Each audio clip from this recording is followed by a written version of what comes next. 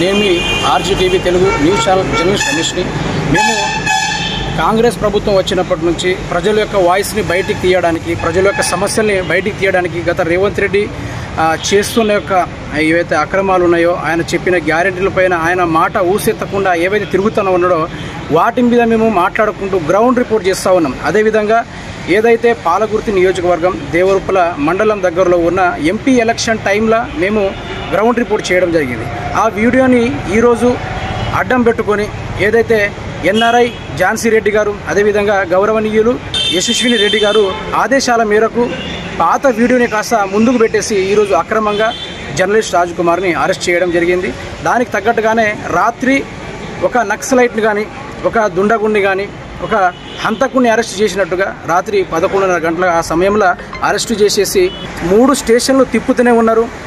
ఏ స్టేషన్లో ఉన్నారో తెలుసుకోవడానికి కూడా ఆస్కారం లేకుండా అక్కడ ఎస్ఐ కానీ సిఐ కానీ ఎటువంటి స్పందించకుండా ఆ 3 స్టేషన్లు అన్నం తినకుండా నైట్ నుంచి ఉదయం 11 గంటల వరకు ఇప్పటిదాకా కరెక్ట్ ఇన్ఫర్మేషన్ లేని పరిస్థితి.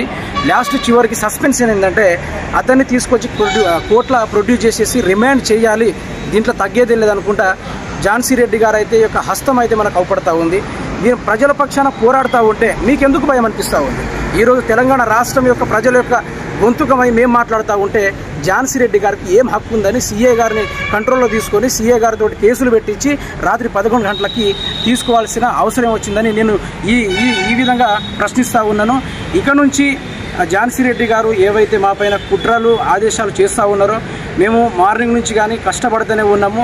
రిమాండ్ అవ్వడానికి ఏమైనా మా జర్నలిస్ట్ రాజ్ కుమార్ ఏమైనా తప్పుడు పాలు చేశాడా, లేకుంటే ఏమైనా గంజాయి మోసుకొని తిరిగాడా, లేకుంటే ఇద్దరిని చంపేసి వెళ్ళిపోయాడా, లేకుంటే ఏం చేశాడనేది నేను ప్రశ్నిస్తూ ఉన్నాను.